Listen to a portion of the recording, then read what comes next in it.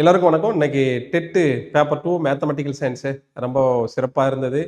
நம்ம பயிற்சி மைய ஆசிரியர்கள் சுகன் சார் மற்றும் எல்லாம் எடுத்ததெல்லாம் ரொம்ப சிறப்பாக இருந்தது. சோசியல் சயின்ஸ் கொஞ்சம் இன்டீரியலாக இருந்தது. எங்களுடைய அனுபவத்தை உங்ககிட்ட கட்டாயம் பகிர்ந்துக்க வேண்டியது தருணம் இதில். அதே போல் நம்ம நேற்று பேப்பர் 1ல் இருந்த தமிழுக்கும் இன்னைக்கு பேப்பர் 1 இருக்கிற தமிழுக்கும் நிறைய வித்தியாசங்கள் இருக்குது. அதே போல் தான் இங்கிலீஷும் அந்த மாதிரி இருந்தது. இன்னைக்கு நடந்த தமிழ் முழுக்க முழுக்க இலக்கணமே இருந்தது. அதுல நம்ம ரொம்ப இம்பார்ட்டன்ட் கொடுத்திருந்தோம். இலக்கணம் தான் நிறைய கிளாஸ் எடுத்திருந்தோம். அதுல ரொம்ப பயனுள்ளதா இருந்தது. சில மாணவர்கள் எனக்கு ஃபோன் பண்ணி சொன்னாங்க, தமிழ்ல 30 போட்டிருக்குன்னு சொன்னாங்க. அதே போல தான் மேக்ஸ் சரவணன் சார் ரொம்ப சிறப்பா எடுத்திருந்தாரு. அதுல மேக்ஸ்ல சில பேர் 30 போட்டிருக்காங்க. ரொம்ப சந்தோஷம் உண்மையிலேயே. நீங்க 150க்கு வந்து 120க்கு மேல கூட சில பேர் எடுப்பீங்க. பட் நம்மளுக்கு ஒரு 82 மதிப்பெண் எடுத்தாவே போதுமானது. ஏன்னா நம்ம வந்து எலிஜிபிலிட்டி டெஸ்ட் தானே. அதன் அடிப்படையில் இன்னைக்கு எல்லா டாப்பிக்கும் டாபிக் வைஸாக நம்ம போட்டுட்டோம். நேற்று பேப்பர் 1க்கு ஒட்டுமொத்தமாக சேர்ந்து போட்டோம். அது ரொம்ப நிறைய நேரம் எடுத்துக்கிச்சு. இப்போ 30 ஒவ்வொரு செட்டாக அந்த கொஷின் பேப்பரில் நம்ம விளக்கம் கொடுக்கலான்ட்டு நம்ம ஆசிரியர்களை கொண்டே ஒவ்வொரு டாப்பிக்கும் நம்ம விளக்கம் கொடுத்துட்டு வந்தோம். அதன் அடிப்படையில் இன்னைக்கு சயின்ஸை நம்ம கொடுக்கணும். சயின்ஸில் 30 கொஷின் இருக்கு இல்லையா? அப்போ சயின்ஸில் வந்து இன்னைக்கு கொடுக்க வேண்டியதாக இருக்குது. சயின்ஸ் என்னுடைய பார்வையில் ரொம்ப ஈஸி. கடந்த காலங்கள் தான் சயின்ஸ் ரொம்ப கடினமாக இருக்கும். ஆனால் இன்றைய சயின்ஸ் வினாவை பார்த்தீங்கன்னா ரொம்ப ஈஸியாக இருந்தது. ரொம்ப சின்ன பிள்ளைங்க எழுதுற மாதிரிலாம் சில கேள்விகளாக இருந்தது. பரவாயில்ல, இது பெரும்பான்மை எல்லாம் அரசு ஆசிரியர்களாக இருக்கிறதுனால மொத வீடியோவிலே நான் சொல்லியிருப்பேன், வரக்கூடிய தேர்வு வந்து ரொம்ப எளிமையாக இருக்கும் அப்படின்னு நான் சொல்லியிருப்பேன். ஏன்னு கேட்டிங்கன்னா, நிறைய பேர் அரசாங்க பள்ளி ஆசிரியர்கள் எழுதுறாங்க அப்படின்றதுக்காக அரசு பள்ளி ஆசிரியர்கள்லாம் கொஸ்டின் எடுத்திருப்பாங்க இல்லையா? ரொம்ப சிம்பிளாக தான் எடுத்திருப்பாங்க அப்படின்றது ஏற்கனவே எனக்கு தெரிந்தது. அதன் அடிப்படையில் தான் நான் உங்களுக்கு சொன்னேன். தெரிந்ததுன்னா யாரும் எனக்கு சொல்லலை, ஒரு யூகம் தான், ஒரு அனுபவம் தான். இவ்வளவு காலமா நான் கிளாஸ் எடுத்துட்டு இருக்கோம். யாருக்கான கொஸ்டின் பேப்பர் இது அமைய போகுது, இது வேலைக்கானதா இல்ல தகுதிக்கானதா அப்படின்னு நம்ம தெரிந்தோம் இல்லையா?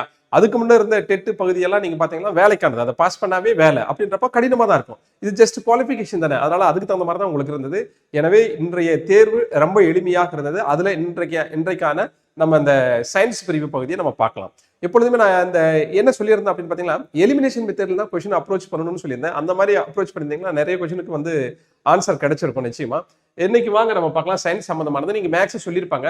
இந்த கொஸ்டின்ல பாருங்க, கீழ்கண்ட கூற்றுகளில் எக்கரைசல் நீல லிட்மஸ் தாளை சிவப்பு நிறமாக மாற்றாது அப்படின்னு கேட்டிருக்காங்க. மாற்றுன்னு கேட்கல, மாற்றாதுன்னு தான் கேட்கிறாங்க இல்லையா? இதுல நீங்க பார்த்திருந்தீங்களா? நிச்சயமா ஏற்கனவே நடத்திருப்பாங்க நம்ம சாரு. நான் கூட சில கிளாஸ்ல உங்களுக்கு வந்து சொன்னா என்னன்னு தெரியல, ஒருவேளை ஆஃப்லைன்ல இருக்கிறவங்களுக்கு சொன்னா என்னன்னு தெரியல. நான் இப்படி ஒரு சிம்பிளை வச்சுக்குவேன். எப்படின்னா, இப்படி ஒரு சிம்பிளை வச்சுக்கேன், BAR அப்படின்னு ஒரு சிம்பிள் வச்சுக்குவேன். அப்படியே பார் அப்படின்னா ப்ளூ லிட்மஸ் பேப்பர் ஆசிட்ல ரெட்டா கன்வெர்ட் ஆகும் அப்படின்றத ஒரு ஷார்ட் ஃபார்ம். அது ப்ளூ லிட்மஸ் பேப்பர் ஆசிட்ல ரெட்டா கன்வெர்ட் ஆகும் அப்படின்னு தான் பார்ன்னு வச்சுக்கிறேன். அப்படின்னா ஆசிட்ல ரெட்டா கன்வெர்ட் ஆகும் அப்படின்றது சிவப்பு நிறமா மாறும். ஆனா கேள்வி என்ன, கீழ்கண்டவற்றில் எதுல சிவப்பு நிறமா மாறாது அப்படின்னு அர்த்தம் இல்லையா? அப்போ நீல லிட்மஸ் பேப்பர் எதுல மாறும்? அமிலத்துல ரெட்டா மாறும். எதுல மாறாது? காரத்துல ரெட்டா மாறாது. அப்ப இதுல எது அமிலம்? எலுமிச்சை மலம் அப்படின்றது அமிலம், வினிகர் என்பது அமிலம், அதே போல ஆரஞ்சு சாறு என்பது அமிலம். இது எல்லாமே அமிலம். அப்ப என்ன ஆன்சர் வரும்? இதுதான் காரம். அப்ப இதுக்கான மதிப்பெண் இல்ல ஆன்சர் என்ன? சுண்ணாம்பு நீர் அப்படின்றதா இதுக்கான ஆன்சரா இருக்குது. சரியா? அடுத்த கொஸ்டின் நம்ம பார்ப்போம். லென்ஸிற்கும் வெளி வெண்படலத்துக்கும் இடையே நிரம்பியுள்ள திரவம் எது அப்படின்னு கேட்கிறாங்க. இதுல அக்வாஸ் திரவம் அப்படின்றதான் இதுக்கான ஆன்சர். இதுக்கான ஆன்சர் வந்து என்ன? அக்வாஸ் திரவம் அப்படின்றது ஆன்சர். அடுத்த கேள்விக்கு நம்ம போயிடுவோம். இது பிசிக்ஸ் சார்ந்தது. அடுத்த கேள்வி பாருங்க, 101ல என்ன கேட்டிருக்காங்க? தவறான கூற்றை தேர்வு செய்க. அதான் நம்ம படிக்கிறது மிக கவனமா படிக்கணும். கேள்வி வந்து சரியான கூற்று கேட்கிறானா இல்ல தவறான கூற்று கேட்கிறானா அப்படின்றத பார்க்கணும். தவறான கூற்றை தேர்வு செய்க. ஒன்றுக்கு மேற்பட்ட ஐப்பாக்கள் இணைந்து மைசிலியம் எனப்படும் இலைப்பின்னல் உருவாகுகின்றது அப்படின்னு சொல்லுது. அப்படி இல்ல, மைசிலியங்கள் சேர்ந்துதான் ஐப்பாக்களை உருவாக்கும் அப்படின்றத நம்ம பாட்னில நம்ம படிச்சிருக்கோம். எனவே எடுத்தெடுப்புல எது தவறானது அப்படின்னு பார்த்தோம்னா ஏ தான் தவறானது. அப்ப அதுக்கான ஆன்சர் வந்து என்ன? ஏ. 101க்கான ஆன்சர் ஏ. அடுத்து வாங்க போலாம். அடுத்து இங்க பாருங்க, 103வது கொஸ்டின். சாம்பல் நிற அணில் வனவிலங்கு சரணாலயம் அமைந்துள்ள மாவட்டம் எது அப்படின்னு கேட்கிறாங்க. அது விருதுநகர் தான். இங்கதான் வந்து இருக்கு அப்படின்றத சொல்றாங்க. விருதுநகர்ல சிறுவில்லிபுத்தூர். ஆக்சுவலி இதுக்கு நேரடியான ஆன்சர் என்னன்னா சிறுவில்லிபுத்தூர். சிறுவில்லிபுத்தூர் எந்த மாவட்டத்தில் இருக்கு? விருதுநகர் மாவட்டத்தில் இருக்கு. அப்ப இதுக்கான ஆன்சர் என்ன? விருதுநகர். அடுத்த கேள்வி பார்த்தலாம் வாங்க. இந்திய புள்ளியியலின் தந்தை யார் அப்படின்னு கேட்கிறாங்க. இது மகளனோபியஸ் அப்படின்றதான் இந்திய புள்ளியியலின் தந்தை. அப்போ இதுக்கான ஆன்சர் வந்து பி அப்படின்னு பாக்குறோம். அதுக்கடுத்து பாருங்க, மேக்ஸ். இது மேக்ஸ். இங்க பாருங்க 107வது. காந்த விசை கோடுகள் எதில் தொடங்குகின்ற இதுல சின்ன பிள்ளைங்க வடமுனையிலிருந்து தென்முனை வரை இருக்கும் அப்படின்றது ஏற்கனவே படிச்சிருப்பாங்க. நம்ம சின்ன சின்ன குழந்தைங்களாம் பார்க்க வேண்டியது. அப்ப இதுக்கான ஆன்சர் என்ன? வடமுனை அப்படின்றது இதுக்கான ஆன்சர். அடுத்து பாருங்க, சயின்ஸ் நம்ம கொஸ்டின் பார்த்துருவோம் வாங்க. பொறுத்துக்க. இங்க பாருங்க, இதுல இந்த பொறுத்துக்களை ஒன்னு ஆன்சர் தெரிஞ்சாவே ஈஸியா பிடிச்சிடலாங்க. இதுல பாருங்க, மனிதனின் உமிழ்நீர் அப்படின்னு தெரியலன்னு வச்சுக்கோமே, காப்பிக்கு எனக்கு தெரியல அப்படின்னு வச்சுக்கோமே, ரத்த பிளாஸ்மாவும் தெரியல அப்படின்னு வச்சுக்கோமே, தூய நீருக்கு எல்லாருக்குமே தெரியுங்க. பிஹெச் மதிப்பு வந்து 0ல இருந்து 14 வரை இருக்கும் அப்படின்றது எல்லாருக்குமே தெரியும். இதை கொஞ்சம் கொஸ்டினை நான் மேலே ஏத்துக்கிறேன். எல்லாருக்குமே தெரியும். தூய நீர் அப்படின்னு வச்சுக்கோங்க, தூய நீரினுடைய பிஹெச் மதிப்பு எல்லாருக்குமே தெரியும். மற்றதுக்கெல்லாம் தெரியல கூட இந்த தூய நீருக்கு மேட்ச் ஆனாவே அந்த கொஸ்டின் கண்டுபிடிச்சிடலாங்க. தூய நீருக்கான பிஹெச் மதிப்பு என்ன? 7. அதான் நடுநிலையானது. 0ல இருந்து 14 வரை பிஹெச் மதிப்பு கொடுக்கப்பட்டிருக்கும். ஆனா 7 என்பது தான் நடுநிலையானது. அப்போ இதுல டிக்கு வந்து நேரடியா 2 எங்க இருக்குன்னு பாருங்க. டில இந்த ஆப்ஷன்ல நம்ம மேல போவோம் கொஞ்சமா. இங்க பாருங்க வாங்க, டிக்கு 2 ஆன்சர் எங்க இருக்கு பாருங்க. டி இதுதான். டிக்கு தூய நீரினுடைய பிஹெச் மதிப்பு 7. டிக்கு வந்து 2 ஆப்ஷன் எங்க பொருந்தது பாருங்க. இங்க டிக்கு 1 இது தப்பு, டிக்கு 4 தப்பு, டிக்கு இங்க 1 தப்பு, டிக்கு இங்க 2. அப்படின்னா நேரடியா எது பொருந்தது? சி தாங்க பொருந்தது கரெக்டா. இப்போ நீங்க மேட்ச் பண்ணி பார்க்கலாம். அந்த சி பொருந்ததுனால எது எதுக்கு என்னன்றது ஈஸியா நம்ம கண்டுபிடிச்சிடலாம் இதுல. சரியா? இப்ப பாருங்க, இதுல மேட்ச் பண்ணி பாருங்களேன். மனிதனின் உமிழ்நீர் அப்படின்னாக்கல ஏக்கு நேரம் என்ன வரணும்? 3 வரணும். அப்ப 6ல இருந்து 8 வரை சிறிதளவு காரத்தன்மையா இருக்கும். நம்மளுடைய உமிழ்நீர் வந்து சிறிதளவு காரத்தன்மையா இருக்கும். அப்படின்னா 7க்கு மேல போயிருக்குன்னு அர்த்தம்.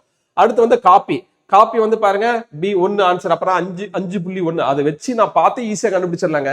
அது எனக்கு தெரியல கூட, தூய நீருக்கு தெரிஞ்சது, அதனால மேட்ச் பண்ணிட்டேன். இங்க பாருங்க, அப்ப காப்பிக்கு என்னது? 5.1. ரத்த பிளாஸ்மா உண்மையிலேயே அது வந்து என்னவா இருக்கும்? அதுவும் காரத்தன்மையில் தாங்க இருக்கும் ரத்த பிளாஸ்மா. அப்ப சிக்கு என்ன பாருங்க, சிக்கு 4 அப்படின்னா 7.4 மேட்ச் ஆகுது இல்லையா? தூய நீருக்கு 7 ஈஸியா மேட்ச் பண்ணிட்டோம் இல்லையா? ரைட். அடுத்து நாம பார்க்கலாம் வாங்க. 2 பொருட்களை தேய்க்கும் போது எவை இடமாற்றம் அடைவதால் மின்னேற்றம் ஏற்படுகிறது அப்படின்னு பார்க்கலாம். இதுல எது இடமாற்றம் அடையும் அப்படின்னு பாத்தீங்கன்னா, நியூட்ரான்கள் புரோட்டான்கள் நியூக்ளியஸ்குள்ளதாங்க இருக்கும். அது வெளியே இருக்காது, அது டிரான்ஸ்பரே ஆகாது. எனவே எது இடமாற்றம் அடையும்னா நீங்க வந்து எலக்ட்ரான்கள் தான் இடமாற்றம் அடையும். அதனால 2 பொருட்களை தேய்க்கும் பொழுது எவை இடமாற்றம் அடைவதால் மின்னேற்றம் ஏற்படுகிறதுனா எலக்ட்ரான்கள் அப்படின்னு சொல்லலாம். இதுக்கான ஆன்சர். அடுத்த கேள்வியை பார்க்கலாம் வாங்க. பாருங்க, ஏகில் மார்மிலோஸ் இக்குடும்பத்தை சார்ந்தது ரூட்டேசி குடும்பம். இதுக்கான ஆன்சர் வந்து ரூட்டேசி குடும்பம். மெல்லுடைகளில் காணப்படும் கழிவுநீர் உறுப்பு எதுனா நெப்ரிடியங்கள். இதுதான் கழிவுநீக்க உறுப்பு. மெல்லுடைகளில் காணப்படும் கழிவுநீக்க உறுப்பு நெப்ரிடியங்கள். பிவிசி நெகிழியை எரிப்பதன் மூலம் வெளிவரும் வாயு எது அப்படின்னா டயாக்சின் அப்படின்னு வெளிவரக்கூடிய வாயு எது? டயாக்சின். அடுத்த கேள்வியை பார்க்கலாம் வாங்க. டேஸ் என்பது பிரித்தெடுக்கும் முறையாகவும் தூய்மையாக்கும் முறையாகவும் திகழ்கிறது அப்படின்னா படிகமாக்கல். இந்த முறைதான் வந்து பிரித்தெடுக்கவும் பயன்படும், தூய்மையாக்கவும் பயன்படும் அப்படின்னு பாக்குறோம். அதுக்கடுத்து வேணா பாருங்க, விலங்குகளில் வாய் மற்றும் கால் குழம்பு நோயை உண்டாக்கும் நுண்ணுயிரி எதுன்னா ஆப்தோ வைரஸ். அதுக்கான ஆன்சர். இவற்றில் எவ்வகை இயங்கு பொருள்களை எரியூட்ட தனியான அமைப்பு தேவையில்லை அப்படின்னு கேட்கிறாங்க பாருங்க.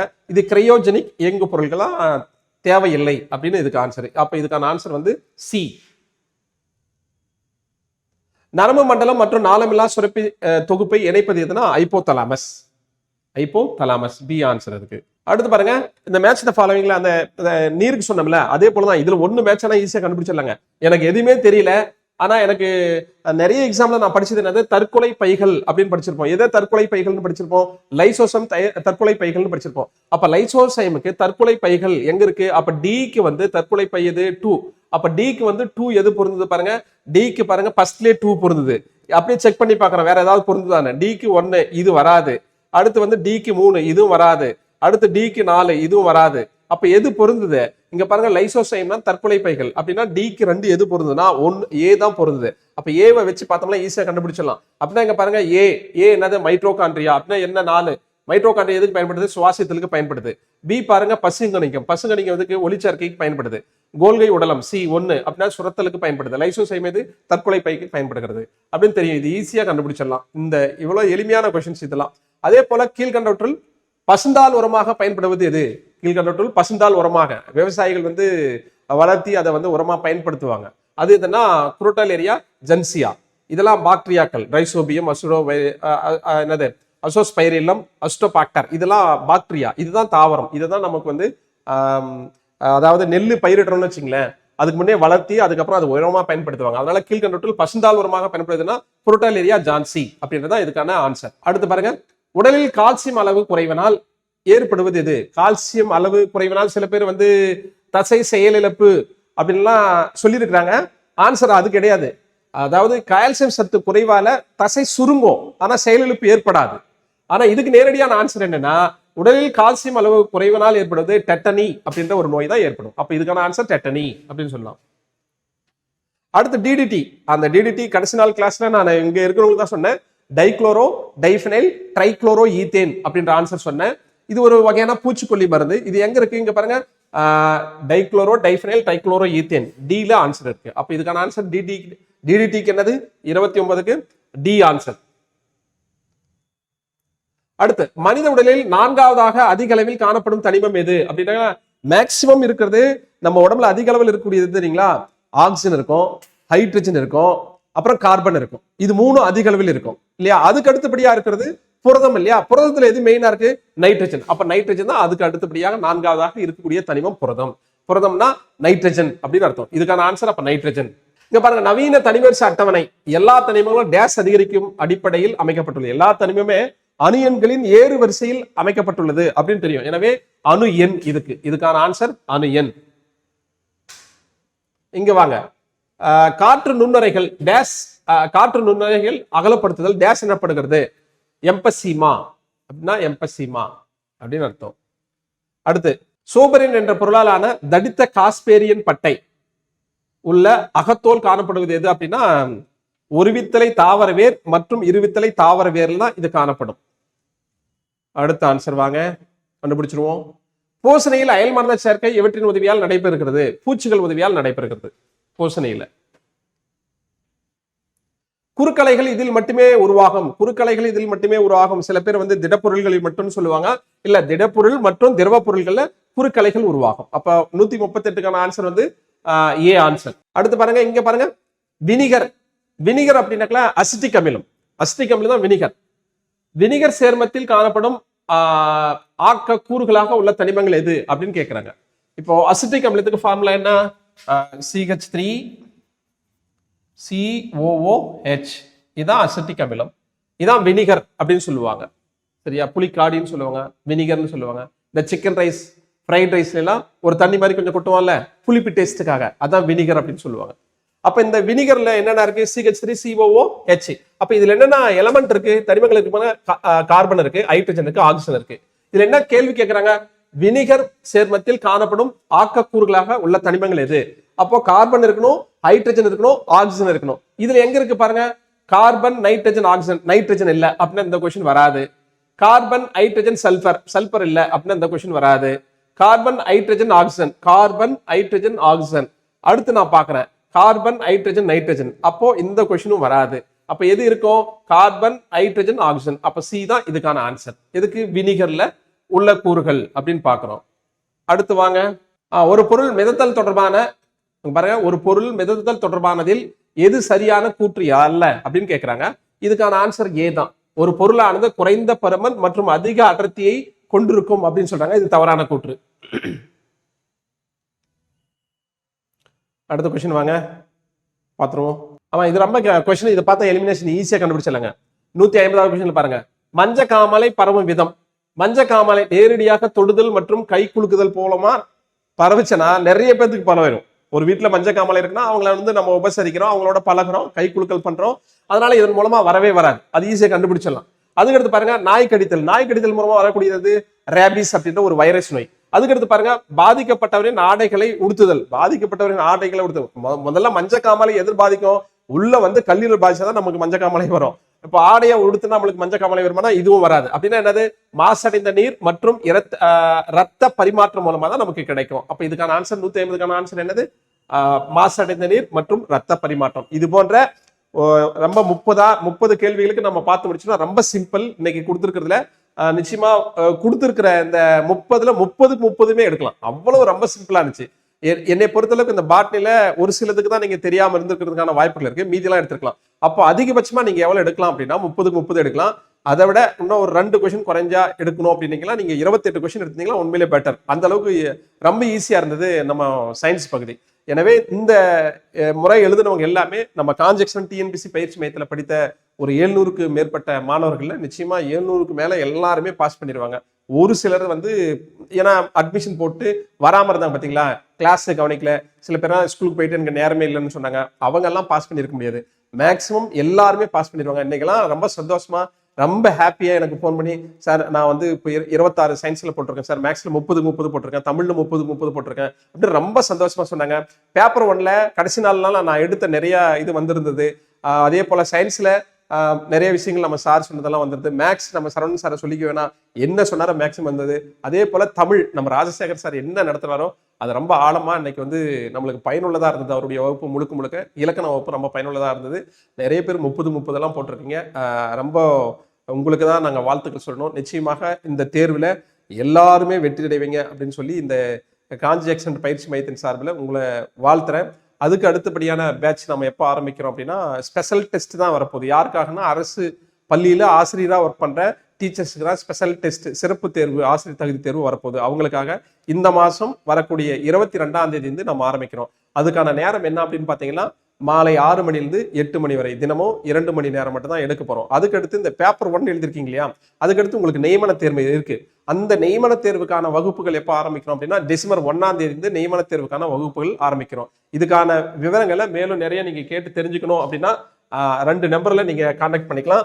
9842 51499 என்ற எண்ணுக்கும், அடுத்து வந்து 9150302456 என்ற இந்த 2 எண்களை தொடர்பு கொண்டு ஃபீஸ் ஸ்ட்ரக்சர் என்ன, எப்போ அட்மிஷன் போடுறீங்க, எப்பப்போ கிளாஸ் போகுது என்ற விவரங்களை நீங்கள் கேட்டு தெரிஞ்சுக்கலாம்.